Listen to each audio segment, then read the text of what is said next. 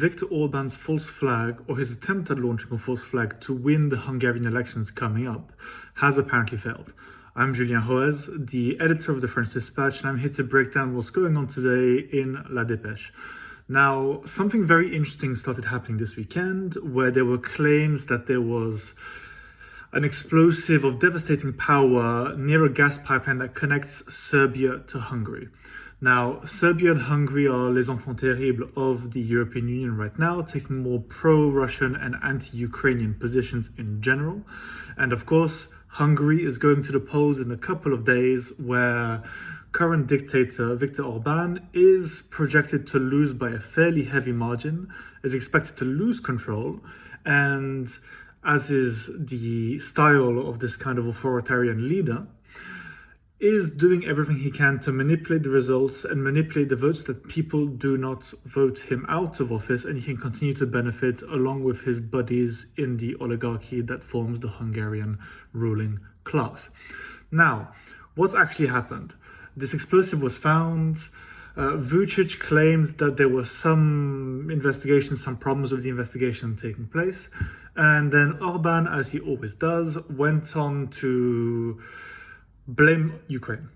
Orban doesn't like Ukraine. Orban doesn't like anything that can reduce the efficacy of his relationship with Russia, reduces the efficacy of this alliance of illiberal, non-democratic states, and is actively trying to do whatever he can to just stay in power. And a big part of this is creating, through his party, through his allies, through his activists, creating lots of fake news, demonizing his opponent, which is Péter Magyar, the expected future prime minister of Hungary, and is actively doing everything he can to just create the first post-truth election, as Anne Applebaum said recently.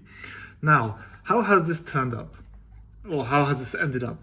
So the top military brass member, Duro Jovanic, the director of Belgrade's counterintelligence military security agency, the VBA, said that it wasn't true that the Ukrainians had placed this explosive. It wasn't true that the Ukrainians had tried to organize this sabotage attempt, and that this had nothing to do with the Ukrainian government. And this has effectively broken down the attempt of Viktor Orban's team to pin this on Ukraine, use this to undermine Péter Magyar's election, and effectively damage his chances at beating Orban.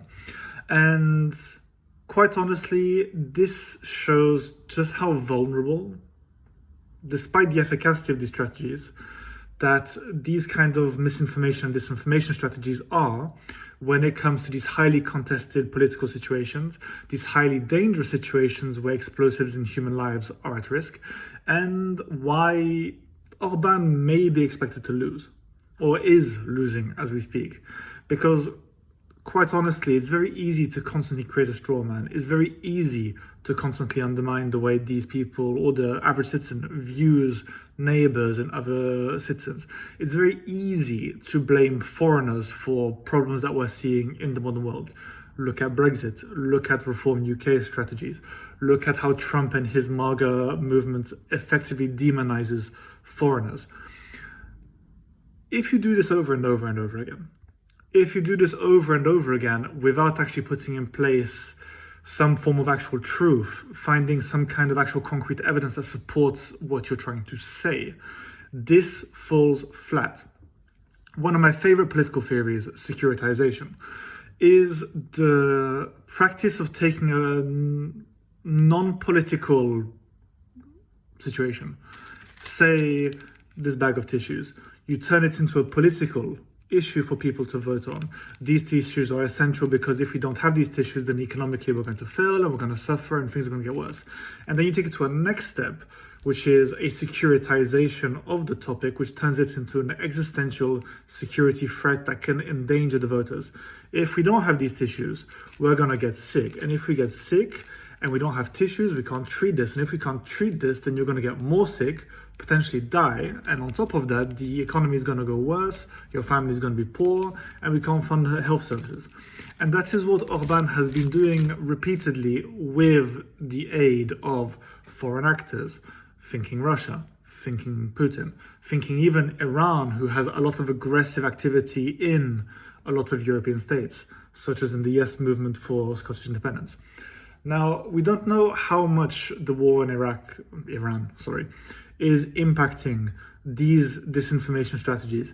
We don't know how badly the cutting off of Telegram, the cutting off of certain avenues of disinformation and misinformation, the impoverishing of the Russian state as it flounders in its war in Ukraine. We don't know what impact these are having on the disinformation structures that Hungary has put in place through Viktor Orban's strategies. What we do know is that this current strategy has failed. This false flag hasn't really quite worked. This attempt to blame Ukraine and, as a consequence, reduce Magyar's efficacy as a political candidate, as a potential leader, doesn't quite work. It hasn't really stuck.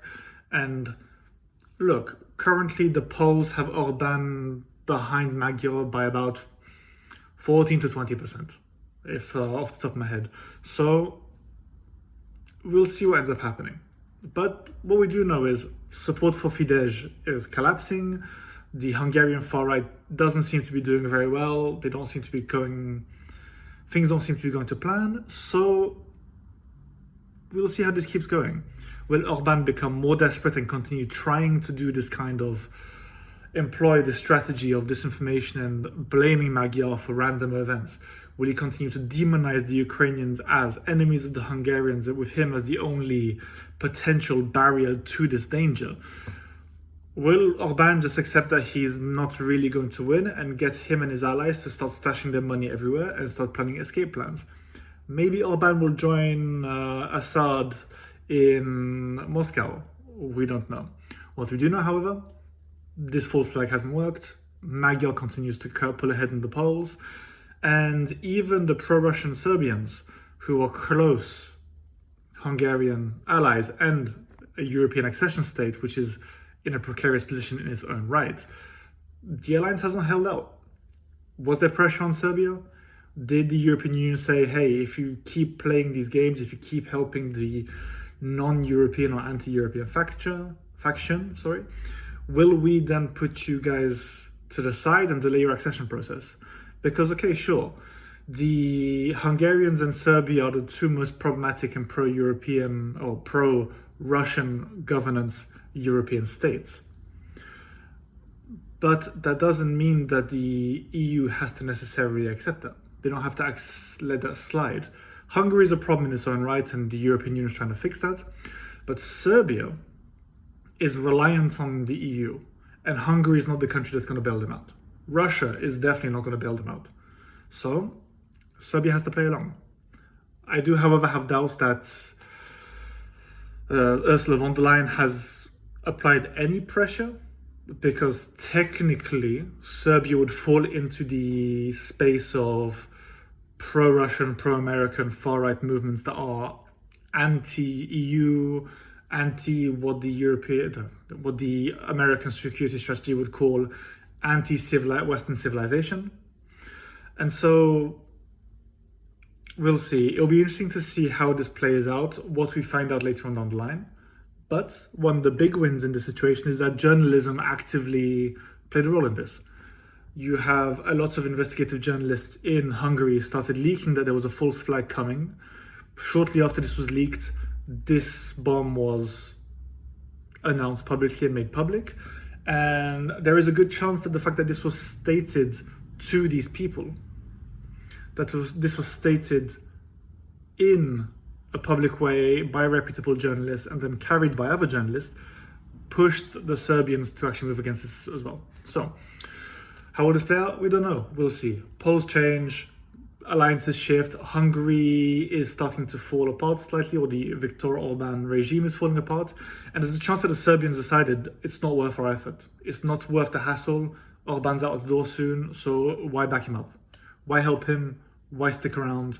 We may as well just leave, let him deal with his problems, and we'll avoid antagonizing the Europeans as we try to become an European Union member state. So, guys, this has been Julian Hues from the French Dispatch. You've been listening to the first episode of La Dépêche, I believe. So I hope you enjoyed it. Let me know what you think. And if you have any topics that you guys would like in these brief discussions, let me know. We'll make it happen. So guys, thank you very much for listening. Enjoy. Subscribe on Substack, subscribe on social media, on Spotify, on our Apple podcasts, on whatever you listen to podcasts through. And I will see you soon.